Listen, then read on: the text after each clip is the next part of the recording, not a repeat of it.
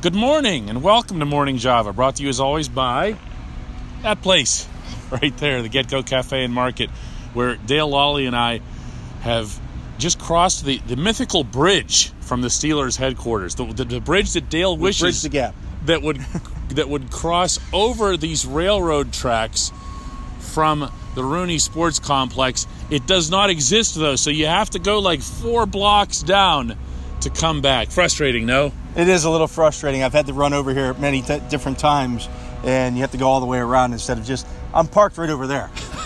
Literally, I'm parked 100 yards away, and I can't get there without walking, half a mile. The man will do anything to make it over here to Get Go. Let's talk a little Steelers draft, since we just came out of there, Sans Bridge, and heard Mike Tomlin and Kevin Colbert tell us and reveal all to us, didn't they?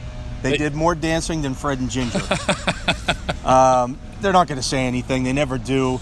I thought there was some revealing things today just about the draft process in general, the way they do their mock drafts now. Yeah, that was interesting, wasn't it? Yeah, meaning they don't do mock drafts the way all of us do them. Right. They look at the top 20 picks that they have and how they would take them, and that's how they mock their draft. Right. They don't try to guess. This is the point that Tomlin was stressing again and again.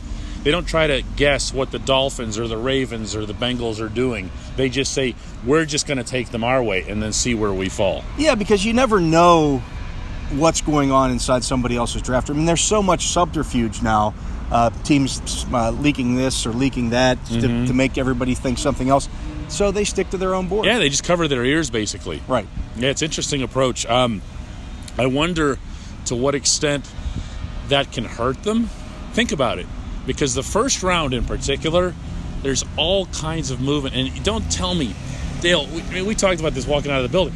Don't tell me that they don't think to themselves, yeah, but we know Baltimore's going to take Max Williams. Remember that one? Yeah. And they did. I think there's always going to be some of that. I mean, especially the teams in your division, the teams that you play a lot, you know what they need. Mm-hmm. You know what they're looking at. You know what they like. The Ravens have drafted 87 tight ends in the last 10 years. They're still waiting for the next Todd Heap. Yeah. Right. So that, you have a pretty good idea what they're going to do, but they'll look at the guys that they want at that 20th pick, and they'll go from there. Another funny thing, Kevin Colbert almost threw out the preemptive strike. Like, I know there's going to be a lot of talk about us trading up or trading down. They do have 10 picks. They do have draft capital. Will they? I think if they do trade up or trade down, it's probably not going to be the trade up in particular that maybe everybody wants. Troy Polamalu, they're not moving up Holmes. 10 spots. There's a difference between trading in the example of Troy Polamalu from 27 to 16, as opposed to trading up from 20 to 10. To get to 10, to get into the top 10 picks, you're talking about trading your second-round pick. Oh, yeah. You're talking about trading a third-round pick and maybe even like a 5. Sure. It's going to be very costly. I mean, that's the going rate. Colbert himself brought up, giving up the third and the fourth to move up a handful of spots to get San Antonio. By the way, it reminds me that he also said, in regards to Troy, and this is just such an example of how brutally honest he is, almost to a fault. He said, that was a player that we valued at number 16. And you're like thinking, Troy was not a 16. You do a redraft on that one. Troy is not a 16. But he's being honest. He's saying that's where we saw him. Where do you put Troy in a redraft of that year? He's in the top 5 for sure. I'd have to look at the rest of the draft. He's not one of the best defensive players to ever play the game. He's going to go into the Hall of Fame this year. Yes. So I mean, that's all part of it. Nobody knows for sure with these guys. I mean, there aren't any guys that you look at and go, oh, yeah, he's going to go in the Hall of Fame. If you knew that going into the draft, those guys would be number 1. If you knew Antonio Brown was going to be what Antonio Brown turned into, he's not going in the 6th round. Same thing with Tom Brady. If the Patriots knew that Tom Brady was going to be Tom Brady, they're not waiting 5 rounds to pick him. They're going to take him in the first round. That reminds me, too. And I did tell you over the weekend that I always enjoy these sessions, probably way more than you, because you already know this stuff and you hear it every day. But I was fascinated when Colbert brought up that when someone at their table says, well, just throw in a 7th rounder, that the comeback is always, well, hang on a second. You're willing to throw in Brett Kiesel? You're willing to throw in Kelvin Beachum? I love that. As I think that you do have to, as he put it, put a name to the number. Understand that if you're giving up a 6th rounder, you're giving up Antonio Brown or Vince Williams. Yeah, absolutely. Not that I'm putting AB and Vinny in the same. Right, but but his point was well taken. And he has said that before, that they have to put a name to those faces or to those picks, because you don't just say, well, yeah, it's just a 7th round pick. Well, it's not just a 7th round pick if that guy turns into Brett Kiesel. Yeah, it's an asset and a potentially valuable one that means a lot to your franchise. Okay, so everybody's watched this so far is just like, can you just ask Dale already who they're going to take? So, okay, Dale, who are they going to take?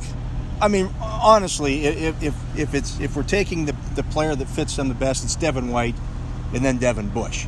I mean, those are the two guys that... They're not going to be available, are they? There's a chance Devin White won't be. Okay. There's a chance that Devin Bush could be. I would put it maybe at 25% if they're picking at 20.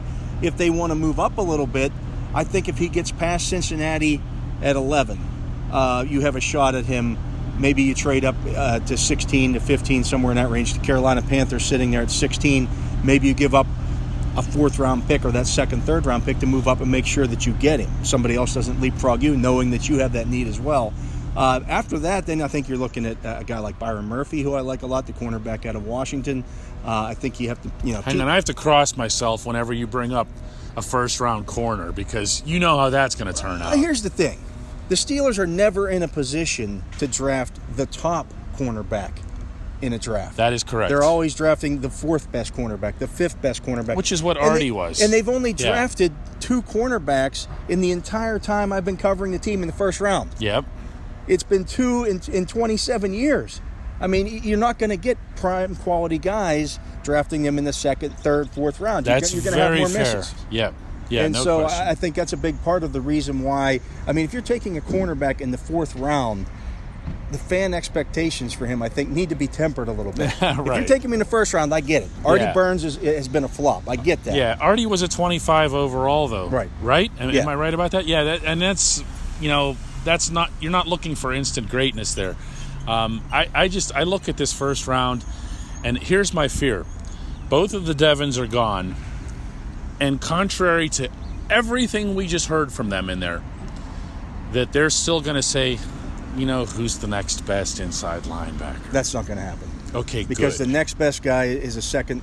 It's Mac Wilson. It is Mac Wilson. Yeah, and they're both 2nd round guys. You're not taking those, and maybe even early 3rd round guys. They're not going to go. They're not going to reach just to say we got our inside linebacker. They will not do that. Well, that's something.